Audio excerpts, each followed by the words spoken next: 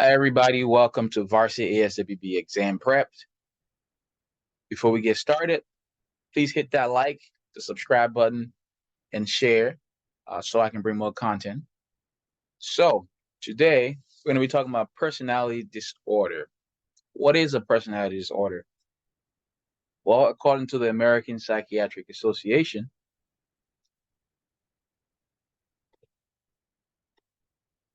a personality disorder, it's a way of thinking, feeling, and behaving that makes a person different from other people. An individual's personality is influenced by their experiences, their environment. It could be inherited characteristics. And personality typically stays the same over a period of time. How is it diagnosed?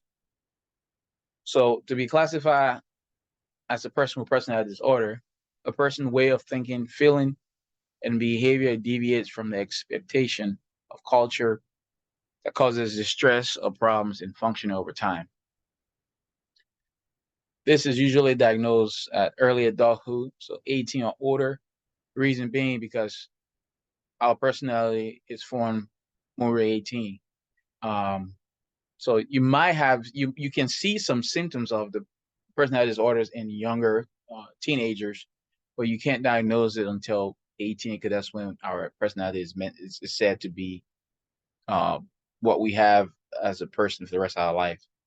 Um, there are 10 specific types of personality disorder in the DSM-5, and these have to be long-term patterns of behavior and inner experiences that differ significantly from what's expected.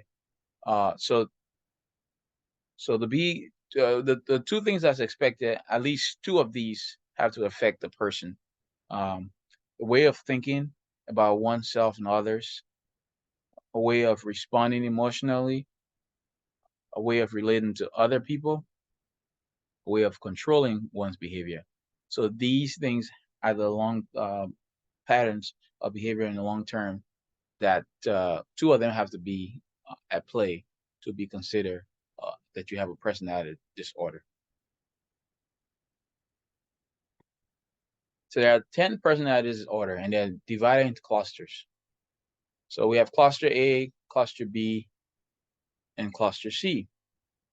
The cluster A is the odd and eccentric personalities. Cluster B is the dramatic and erratic. And then cluster C is the anxious and fearful personality group. So we'll start with cluster A. Cluster A talks about cluster A. We have the paranoid personality disorder, which is distrusting. People with paranoid personality disorder are distrusting, suspicious, interpretation of motives of others. People with paranoid personality disorders, they assume people will harm or deceive them and don't confide in others or become close to them. So the next one is schizoid, social detachment, restricted emotion expression.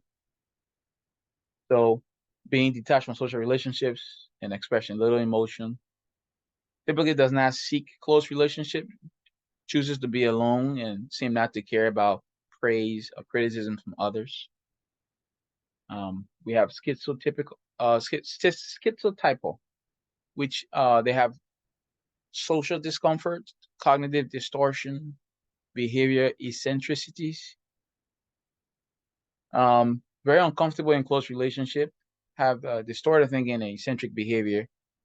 A person with schizotypal personality disorder may have odd beliefs or odd or peculiar behavior or speech, or may have excessive social anxiety.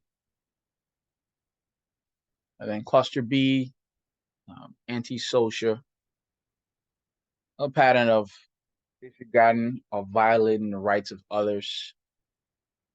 Person with antisocial personality disorder may not conform to social norms, may lie to you repeatedly or deceive others, or may act impulsively. The next one is borderline personality disorder. This is a pattern of instability, unstable relationships, negative self-image, impulsivity. So things are either black or white.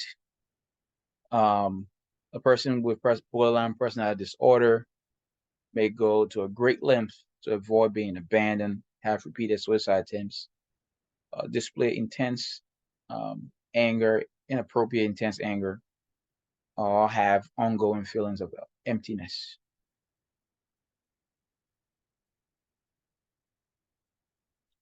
Histrionic, excessive, emotional, and attention seeking. People with histrionic disorder may be uncomfortable when they are not in the center of attention, may use physical appearance to draw attention to themselves, or have rapidly shifting or exaggerated emotions. And then we have, for this cluster B, the last one there is narcissistic personality disorder, grandiosity, need for admiration. They lack empathy for others.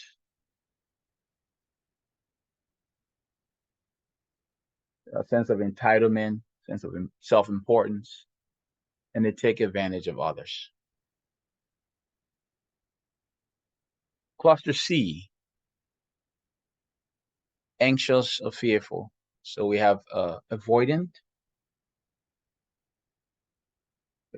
personality disorder, a person of extreme shyness, feelings of inadequacy, hypersensitivity to negative evaluation.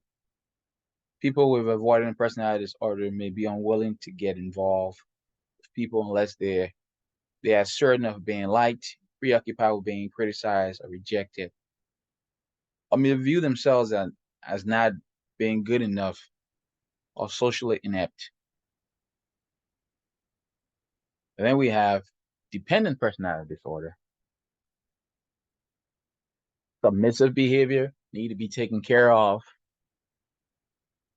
People with dependent personality disorder may have difficulty making daily decisions without reassurance from others, or may feel uncomfortable or helpless when alone because of fear of inability to take care of themselves.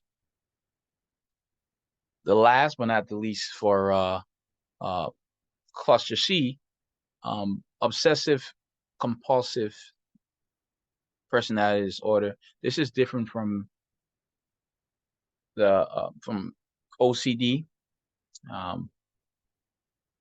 Preoccupation with orderliness, perfectionism, and control. People with this disorder may be overly focused on details or schedules, may work excessively, not allowing time for leisure or friends, or may be inflexible in their morality and values. Want to make sure you know it's not the same as obsessive compulsive disorder. This is obsessive compulsive personality disorder.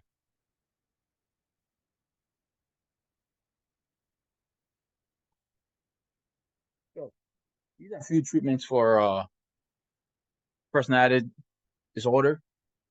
We have cognitive behavior therapy, DBT. We have group therapy.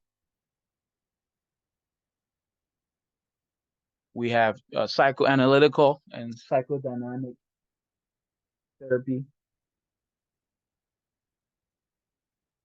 And then we have the transference focus therapy.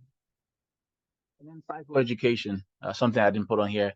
But psychoeducation, with you teaching an individual, family members about the diagnosis, treatment, and ways of coping with personality disorder.